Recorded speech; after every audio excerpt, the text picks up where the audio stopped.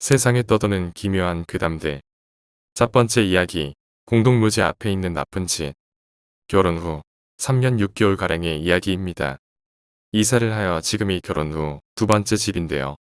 첫 번째 집에 대한 이야기를 해보겠습니다. 제가 결혼을 할 때는 경기도의 아파트 전셋값이 8천대에서 막 1억으로 치솟을 때입니다. 아마도 이 시기에 전셋값이 가장 크게 올랐다고 생각합니다. 당시에 집을 구하는 일이 정말 어려워서 결혼을 해야 하나 라는 고민까지도 갔었죠. 결국 저는 본가에서 시 경계가 딱 넘어가는 외딴 곳에 거처를 마련했습니다. 가격도 쌌고 평수도 넓기도 했으며 새로 지은 신축 아파트였습니다. 주인도 살아보지 못한 집이었던 것이죠.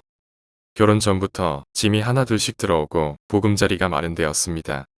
식을 올리고 본격적으로 함께 살면서부터 첫 번째 집에 하나둘씩 문제가 일어나기 시작했습니다. 예상 못한 일이었습니다. 저는 덩치도 크고 별로 겁이 없는 편입니다. 제 아내는 쥐나 벌레 따위는 무서워하고 약간 예민한 성격입니다. 하는 일이 둘 다 작가입니다. 저는 영화나 드라마의 시나리오를 쓰는 일을 하고 있고 아내는 순문학 소설가 지망생이지요. 저희 둘은 직장 다니시는 분들에 비하면 감수성적으로 예민한 편이고 연기자나 순수 예술가에 비하면 수더분한 편입니다. 경제활동은 주로 제가 했는데 대체로 집에서 작업하여 저희는 함께 있는 시간이 많았습니다. 첫 번째 집에 대해 묘사를 하자면 이렇습니다. 볕이 잘 들지 않고 덜 마른 느낌의 습기가 있는 집이었습니다. 습기에 대한 기억은 때론 소름 끼칠 정도로 드라이하기도 하고 때론 몹시 눅눅한 공기가 떠다니기도 했지요. 처음에 한두 달은 그것에 대해 별로 인지하지 못했습니다. 얼마 지나지 않아 문제가 생기기 시작한 거지요. 어느 날이었습니다. 아내가 외출할 일이 있어 밤에 들어오지 않았습니다. 저는 집에 혼자 있었지요. 밤이 되어 안방 침대에서 잠을 자고 있었습니다. 방 안은 어두웠고 시각은 저녁 9시 정도로 늦은 시각이 아니었습니다. 자고 있는데 누가 제 뺨을 손가락 끝으로 톡톡 두드렸습니다. 자면서도 아내가 벌써 왔나? 몇 시지? 하는 생각이 들었습니다. 늦은 시각도 아니니 깊은 잠에 빠져 있지 않았거든요. 같은 강도로 또 제 뺨을 두드리더군요. 눈을 떴습니다. 순간 움직일 수 없었습니다. 누워있다가 눈을 뜨니 웬 여자가 침대 맡에 허리를 숙이고 서서 제 코앞에 얼굴을 들이대고 있더군요. 놀랐습니다. 이게 꿈인가? 꿈도 아니고 가위도 아니더군요. 도둑도 아니었습니다. 그 여자의 얼굴은 바로 눈앞에 있어서 너무 크고 선명하게 보였습니다. 그냥 눈을 동그랗게 뜨고 깜빡이지도 않으며 저를 보고 있더군요. 저는 당황했고 몇 초의 시간이 몇십 분처럼 느껴졌습니다. 다시 눈을 감았습니다. 어떻게 해야 할지 몰라서 정신도 없었습니다. 눈을 감고 있다가 용기를 내어 다시 눈을 떴죠. 눈을 떠보니 여자는 안방 욕실 문 앞 화장대 앞에 서 있었습니다. 저는 어두운 방에서 그 여자를 한참 지켜봤습니다. 아내의 화장대 앞에 선 여자는 무슨 냄새라도 맡는 것인지 아내가 화장대 의자에 걸쳐 놓은 스카프며 수건이며 집에서 입는 티셔츠 따위를 만지작거리더군요. 그 태도는 신기한 것을 구경한다기보다는 매우 소극적이며 시니컬하였습니다. 뾰로통해 보였습니다. 저를 깨우더니 아무 일 없다는 듯이 화장대 쪽으로 훌쩍 가서 아내의 물건을 보는데 그 여자의 집중력이 확 느껴지더군요. 나는 지금 이게 관심 있다라고 하듯이 뭐 이런 저는 너무 당황했습니다. 보통 눈 떴을 땐 사라지곤 하잖아요. 주로 아내의 물건들에 관심을 보이며 그렇게 안방 곳곳을 배회하더니 방 밖으로 서릉 나가버렸습니다. 문을 밀고 나간 것으로 기억합니다. 물리적으로 사람이 문을 열고 나가듯이. 다시 한번 묘사를 해보자면 볼을 감쌀 정도 길이의 흑발의 옷은 하얀색이었습니다. 그 옷은 여자들이 예쁘게 보이거나 멋을 부리기 위한, 즉 외출복은 아니었다고 판단됩니다.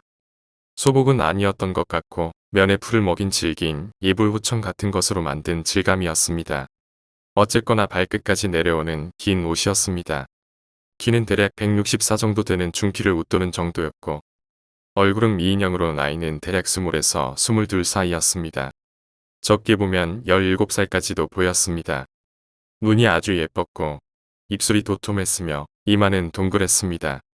얼굴은 젊은 여자처럼 통통했는데 몸은 하늘하늘한 느낌이 들었네요. 어쨌건 여자는 안방을 나갔고 저는 멍청하게 누워서 한참 생각을 했습니다. 분명히 꿈은 아니었습니다. 그제야 정신이 든 저는 리모컨으로 안방 불을 켰습니다. 여자가 방을 나간지라 밖으로 못 나가겠더군요. 그렇게 일어나서 침대에 무방비로 앉아 있었는데 아직도 그 여자가 제 뺨을 톡톡 건드린 촉감이 그대로 남아 있었습니다. 무서웠습니다. 그리고 방을 나와 거실에 나오자마자 잽싸게 온 집안에 불을 켰습니다. 여자는 없었고 누가 집에 들어온 흔적도 없었습니다. 다음날 돌아올 아내에게 뭔가 얘기할까 했지만 괜히 그런 얘기했다간 가뜩이나 시골 같은 데다 신혼집 차려준 것도 미안하고 아내가 밤새 잠을 못 잘 것 같아 그만두었습니다. 물론 그날 저는 대낮이 될 때까지 잠을 못 잤습니다. 그때부터 시작이었던 것 같습니다. 그 집에 이상한 일들이 말이죠. 결혼을 하신 분은 아시겠지만 신혼 때는 목각으로 된 원앙도 진열해 놓습니다. 그것에 불의를 서로 포개어 DVD 우퍼 스피커 위에 올려놨었죠. 부부간의 사이가 화목하라고 하는 거라더군요. 어느 날 아내가 아침에 뜬금없이 말했습니다. 저 원앙 말이야. 그게 왜? 불의가 자꾸 벌어지네. 자기 전에 포개놓고 아침에 눈 뜨면 꼭 벌어져 있단 말이야. 그 말을 듣고 보니 목각 원앙의 불의는 관성 때문에 자연히 벌어졌다고 보기엔 너무 벌어져 있었습니다. 불의 사이엔 손가락 3개 정도 들어갈 틈이 있었죠. 마치 사이좋은 원앙을 본 누군가가 기분 나빠서 확 찢어놓은 것 같았습니다. 저는 고민이 되기 시작했습니다. 분명히 그 여자 짓이라고 느껴졌기 때문입니다. 물론 저는 말할 수 없었습니다. 그때부터 저는 원앙을 눈여겨보기 시작했습니다. 매일 아침마다 눈 뜨면 원앙부터 보았죠. 일부러 포개놓은 원앙의 불의는 아침이면 어김없이 벌어져 있었습니다. 그리고 하나 둘씩 이상한 일들이 연이어 일어나기 시작했습니다. 첫 번째 제가 살았던 문제의 그 집은 볕이 잘 들지 않기는 하나 깨끗한 집이었습니다. 아무도 살지 않았던 집에 온통 새살림이 깨끗하게 정돈되어 있으니 지저분할 일이 없죠. 그런데 거실 구석에 가만히 서서 집을 바라보면 뭔가 제 눈엔 엄청나게 지저분해 보인다는 겁니다. 뭔가 형언할 수는 없지만 굉장히 어질러져 있는 느낌. 가까이 가서 뭔가를 치우려고 보면 또 깨끗하고 멀리서 보면 너무 어질러져 있는 것 같아서 머리가 혼란스러운 그런 느낌이었죠.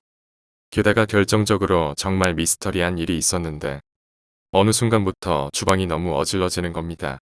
두 사람이 음식을 해 먹고 나서 치우고 하면 사실 주방이 지저분할 일이 없죠. 그런데 아무리 치우고 닦고 정리정돈을 해도 왠지 더 어질러지는 느낌인 겁니다. 이 집은 참 이상해. 주방을 계속 치우는데 왜 이렇게 어질러진 느낌이지? 그렇게 이 집의 이상한 기운을 느끼고 있을 때쯤 저는 어떤 일을 계기로 심각함을 느껴버렸습니다. 어느 날 밤이었고 저는 침대에 아내와 나란히 누워 잠을 자고 있었습니다. 아내는 침대 안쪽 벽 가까이에서 자고 저는 수시로 화장실을 갈 수 있게 침대 바깥쪽에 누워 자고 있었죠. 잘 자고 있는데 갑자기 웬 할머니가 제 오른쪽 귀에 대고 엄청난 괴성을 지르는 겁니다. 일어나. 저는 순간 고막이 나간 듯 귀가 먹먹하여 벌떡 일어났습니다. 제 귀에 소리를 지른 할머니는 온데간데였고 아내는 너무 잘 자고 있더군요. 아, 정말 미칠 노릇이었습니다. 그 일이 있은 후 저는 정말로 안방을 꺼리게 되었습니다. 최대한 거실과 서재에서 지내다가 어쩌다가 안방에 들어가 잠이라도 자게 되면 어김없습니다. 잠만 들만 하면 할머니가 제 귀에 대고 소리를 질러대고 욕을 해대는 통에 돌아버리겠더군요. 그래서 결국 아내에게 말을 했습니다. 아내는 담담하게 대답하더군요. 나도 그런 일을 겪은 건 아니지만 왠지 느낌이 그런 것 같더라. 제가 아내에게 털어놓은 이후부터 일은 아내에게도 일어나기 시작했습니다. 한 번은 제가 엄청나게 아픈 적이 있었습니다.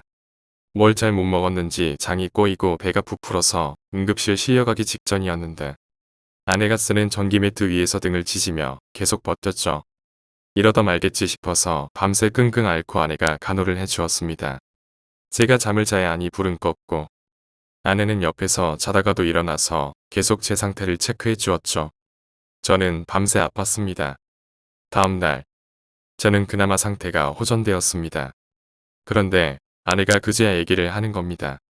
내용인즉 아내가 제 옆에서 간호하다가 쿵쿵 소리가 나서 잠이 깼답니다. 무슨 소리인가 하여 저를 보니 제 배 위에서 웬 처녀가 널뛰듯이 두 발로 제 배를 콩콩 밟고 있더라는 겁니다. 제 배를 신나게 밟고 튀어올라서 자기 머리가 천장이 쿵쿵 찍히더라는 겁니다. 아내는 그 자리에서 기절할 뻔했는데 막상 저는 아무것도 모르고 앓고 있고 무슨 소리라도 내면 처녀가 자길 쳐다볼까봐 그냥 있었답니다. 너무너무 신나게 제 배 위에서 너를 뛰어대는 것이 기가 막힐 정도였다는 겁니다. 저는 그 여자에 대해서도 아내에게 이야기해 주었습니다. 아내는 자기가 본 처녀를 묘사했는데 딱 제가 본 그 여자더군요. 그 얘기까지 들으니 이놈의 집에 정남이가 뚝 떨어졌습니다. 안 되겠다. 이거 빨리 집 내놓고 이사 가야겠다 결심을 했습니다. 저희 부부는 낮과 밤을 의도적으로 바꿔서 생활했습니다. 낮에 자고 밤에 일하든지 놀든지 되도록이면 밖에 나가서 시간을 보내고 사는 게 아니었죠. 아내는 괜히 이 일을 부모님들께 얘기하지 말자고 했습니다. 그 당시에는 저희가 경제적으로 상당히 공공한 상태였기에 현실적인 고민이 더 컸습니다. 처갓집이 당진 시골이었고 한 달에 2번 정도는 일요일마다 성당에 가서 처가 부모님들과 미사를 했습니다. 제가 냉담 중이긴 했지만 그래도 천주교 세례도 받아서 거부감은 없었죠. 결혼식도 성당에서 올렸으니 뭐.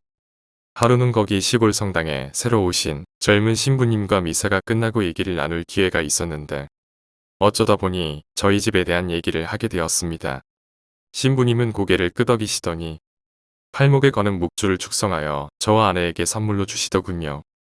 효험이 있을지는 모르겠지만 마음은 편할 것이라고 하셨습니다. 저희 부부는 집 때문에 상당히 스트레스를 받고 있었는데 세수할 때 빼고는 묵주를 팔에서 빼지 않았습니다. 그런데 은골전처럼 그런 일이 없는 겁니다. 재미있게도 안방에는 기웃거리지 않는데 거실, 주방 이런 곳에서 소음이 내더군요. 그릇을 땅땅 치고 커튼을 신경질적으로 흔들고 의자를 들었다 놨다. 어쨌건 방에는 절대 들어오지 않았습니다. 소음이 신경 쓰이긴 했지만 다행이었습니다. 그러다가 제가 방송국에 잠시 들어가 드라마 작업을 할 일이 생겼습니다. 별로 원치 않던 일이었습니다. 단지 생활고를 면하려 했던 거죠. 저는 영화 작가인데 드라마를 해야 하는 상황이 오니 참 괴로웠습니다. 어쨌건 저는 몹시 바빠지기 시작했습니다. 집이 외곽에 있다 보니 차 편이 없어서 저는 차를 끌고 출퇴근을 했습니다. 드라마 대본 쓰는 일이 워낙 총각을 다투는 일이라서 거의 매일 출근했네요. 제가 주로 이용하던 도로는 웅담 과천 고속화도로였습니다. 당시 방송국보다는 강남 학동역 부근에 있던 드라마 제작사로 출근을 했었는데요. 아침에 출근했다가 새벽에 잠깐 눈 붙이고 다시 출근하는 일이 반복되었습니다. 그늘도 밤에 들어왔다가 새벽에 다시 출근을 하는 상황이었습니다. 짜증이 많이 나 있었죠. 그런데 운전을 하다가 룸미러를 보니 뒷자리에 그 할머니에 앉아있는 겁니다. 순간 잠이 확 깨더군요. 그 할머니는 제가 잠들만 하면 귀에 대고 일어나라고 소리 지르더니 아무렇지도 않게 뒷자리에 앉아서 차창을 보는 그 할머니는 뭐가 화가 났는지 계속 구시렁대고 있었습니다. 안방에 못 들어오니 차에 탔구나 하는 생각이 들더군요. 제게 말을 거는 것도 아니고 혼자서 뭐가 그리 화가 났는지 계속 궁시렁대는데 보통 사람처럼 운전하는데 자꾸 거슬렸습니다. 저는 순간 화가 나서 혼자 마구 소리쳤습니다. 에이, 시발 진짜. 한두 번도 아니고 차에까지 타서 뭐 하는 거야? 계속 이럴 거야? 무서운 사람 데리고 와서 혼 좀 내줘? 하니까 그 할머니가 한다는 소리가 그래, 계속 이럴 거다. 너네 이 집 사는 동안 내가 그냥 계속 괴롭힐 거야. 이러는 겁니다. 저는 그냥 기가 막혔습니다. 그렇게 두 손 두 발 다 들고 저는 운전을 했고 양재쯤에 간이 없더군요. 매일은 아니지만 이렇게 새벽이나 밤에 차를 몰아 출근하는 날이면 반복적으로 이런 일이 있었습니다. 분명한 건 저와는 모르는 사이라는 것이었습니다. 이런 일은 2년의 전세 계약이 끝나가는 동안 계속 있었습니다. 더 짜증스러운 것은 전세 계약이 끝나고도 세입자가 들어오지 않아 거의 7개월을 그 집에서 더 살았다는 거죠. 저희는 정말 미치는 줄 알았습니다. 그들의 괴롭힘은 극에 달하여 제 아내는 난청이 생겨서 이비인후과를 다니게 되었죠.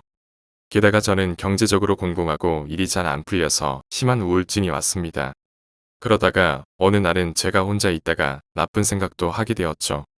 다행히 일을 저지르지는 않았지만 상당히 위험한 상황이었습니다. 아내 덕분에 잘 이겨냈지만 말입니다. 결국 2년 6개월의 최악의 시간을 잘 이겨내고 저는 용인으로 이사 왔습니다. 이사 온 지도 꽤 되었네요. 집에 대한 부분이 워낙 신경 쓰여서 이사 가기 전에 철학관 하시는 아는 분께 여쭤봐서 이사 갈 동네까지 가이드를 받았습니다. 제가 용인이 잘 맞는다고 하여 이사를 했고 아파트동 호수에 숫자 5가 들어가면 좋다고 하여 이잡듯 뒤져 이사를 했습니다. 새로운 집에 이사 왔을 때의 그 포근함을 잊을 수가 없습니다. 따뜻한 기운이 넘치고 볕이 무지하게 잘 들고 밤에는 죽은 듯이 잡니다. 꿈도 안 꿀 정도로요. 다행히 그 집에 살던 존재들이 따라오지 않았는지 정말 일도 잘 풀리고 기분도 좋습니다. 재미있는 것은 제가 그 집을 빨리 나가고 싶은 탓에 세입자가 들어오자마자 최대한 서둘렀는데요. 1년쯤 살다가 차 트렁크에서 그 집 살림 하나를 발견했습니다. 작은 상자에 그 집에 있던 가스오븐 손잡이와 욕실 마개를 발견해서 얼른 가져다 주었죠. 세입자는 만나지 못하고 경비실에 맡겼습니다. 그냥 맡기기 뭐해서 미안한 마음에 집들이 용 티슈 세트에 편지를 써서 경비실에 맡겼죠. 그리고 차를 끌고 아파트 단지를 나오는데 저는 헉소리를 냈습니다. 아파트 단지 정면에 굴다리 하나가 있는데 그 너머 언덕에 공동묘지가 보이더군요. 2년 6개월을 살면서 한 번도 못 봤는데 분명히 묘지였습니다. 평소에 안개가 많아서 못 봤었나 봅니다. 오싹하고 기분 나빠서 저는 얼른 차를 몰아 그곳을 빠져나왔습니다. 그리곤 다시는 그 집에 대해 생각하지 않으려 했습니다. 명절에 본가인 수원 영통에 들렀다가 처갓집 당진으로 가려면 비봉 IC를 지나가곤 했는데 그때마다 늘 꺼림칙하더라고요. 그리고 2달인가 있다가 아내에게 전화가 오더군요. 저희가 전에 살던 집에 지금 살고 있는 세입자 아줌마였습니다. 세입자는 이사를 가려 하는데 집주인이 번호를 바꿨는지 연락이 안 된다고 했습니다. 저는 별로 어려운 일도 아니고 해서 번호를 알려줬습니다. 저희 아내는 내심 궁금했는지 세입자에게 넌지시 물어봤답니다. 왜 이사 가시냐고요? 그랬더니 그 아줌마가 그러더랍니다. 집에 귀신이 있어요. 저희만 본 건 아닌가 봅니다. 사람이 기가 허하면 그런 것들에 시달린다고 하는데 그런 걸 떠나서 나쁜 집은 분명히 존재하는 것 같습니다. 적어도 저희 부부는 정말로 고통을 받았으니까요. 두 번째 이야기, 나의 경험담. 1. 고등학교쯤이었나 내 동생 방에서 초저녁에 잠이 들었다. 내가 이 집에서 처음 가위 눌린 것도 이 방이고 내 동생이 자기 방에서 자꾸 누가 쳐다보는 것 같다고 하기도 했다. 잘 자다가 움찔하고 깨어났는데 순간 가위가 눌렸다. 아무것도 나오지 않고 그냥 가위만 눌렸을 땐 괴롭기만 하고 금방 깨어나는데 무언가 나타날 때는 방안이 훤히 보이기에 또 서서히 보이는 방을 보며 아 망했다라는 생각을 하고 있었다. 순간 내 다리 밑에 누군가 있는 것 같아 쳐다보니 내 동생의 친구인지 어떤 여자애가 바퀴 의자에 앉아 있었다. 머리가 길어 얼굴도 잘 안 보였고 키가 작은지 다리를 허공에서 대롱대롱 거리며 무언가를 하고 있었다. 가위가 눌려 있었기에 저 아이가 깨워주었으면 했는데 무언가에 엄청나게 열중하고 있길래 무얼 하나 자세히 봤더니 커다란 가위 같은 걸로 인형의 팔과 다리를 자르고 있더라. 솔직히 너무 기분 나쁘고 뭐 저런 애가 다 있나 싶어서 그만했으면 싶었다. 그냥 방에서 나가줬으면 좋겠고 이런저런 생각을 하고 있을 때 갑자기 저 여자애가 하는 외마디의 소리를 냈다. 손에 들고 있던 인형이 없어진 것이다. 혼자 어디 간 거야 어디 간 거야 하면서 고개를 조금씩 흔들며 인형을 찾는데 왠지 느낌이 인형이 내 옆에 있는 것만 같았다. 느낌에 그 아이가 두리번거리다가 나와 눈이 마주칠 것 같았다.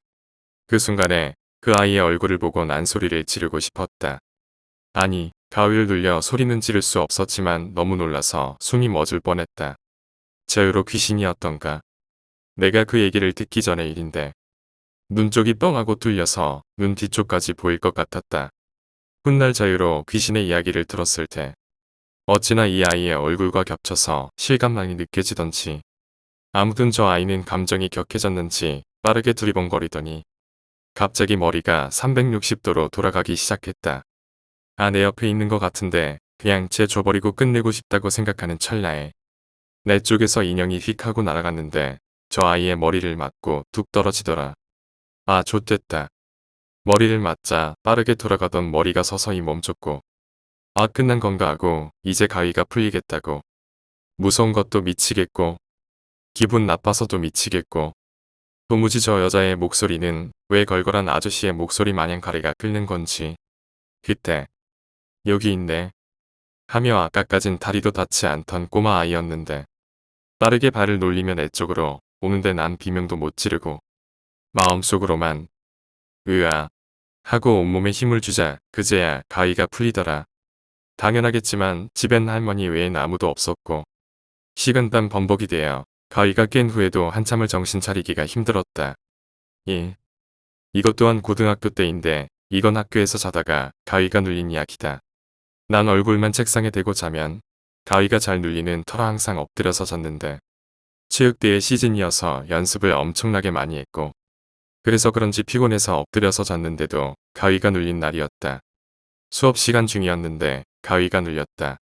또 교실이 환하게 보이고 친구들은 아랑곳하지 않고 수업을 듣거나 수다를 떨거나 하고 있었다. 그때 앞문이 드르륵 하고 열리더니 흰 원피스를 입은 여자아이가 걸어 들어왔다. 마치 심부름을 하러 온 다른 반 아이처럼 당당하게 들어왔고 나는 그 당당한 모습의 전학생이라서 교복이 없나 하는 생각이 들었다. 귀신이란 생각도 무서운 생각도 들지 않았다. 근데 선생님도 아이들도 그 여자애가 들어오는 것을 아랑곳하지 않고 계속 수업을 진행하고 있더라. 이상하게 생각하면서 그 아이를 보고 있었는데 허리까지 오는 머리를 찰랑거리며 선생님이 칠판에 필기하시는 것을 보기도 하고 교실을 쭉 돌아보기도 하더니 교탁을 두세 번 두드려보고 교탁 위에 휙 하고 올라앉았다. 근데 이상하게도 허리까지 오던 긴 머리가 조금씩 자라나는 느낌이 들더라. 하지만 느낌 탓이 아니었다. 문득 다시 보았을 때는 이렇게 바닥까지 치렁한 머리를 늘어뜨리고 있었다. 느낌이 아니라 정말 자라나고 있었던 것이다. 뭐가 그리 신났는지 콧노래를 불러가며 아이들을 살펴보는데 자꾸 발밑 느낌이 이상하더라. 근데 진짜 보기가 싫었다. 발밑을 보면 안 될 것 같았는데 내 의지대로 되는 것이 아닌 게 가위인지라. 엎드려 있는 채로 내 시선은 밑으로 향하게 되었는데 이미 교실 바닥 전체가 머리카락으로 덮여 있었고 드문드문 머리카락이 듬성듬성 뽑힌 머리들이 머리카락 위를 물 위에 떠다니듯 떠다니고 있었다. 발등을 스치는 물결치는 머리카락에 느낌이 들었다. 그리고 보이진 않지만 옆에서 들리던 소리. 투두둑하고 머리카락을 어딘가에서 잡아뜯던 소리. 같은 반 아이가 무언가를 떨어뜨려 큰 소리가 나서 가위에 끼었는데 한동안 그 자세로 눈물만 줄줄 흘리면서 움직이지를 못했다.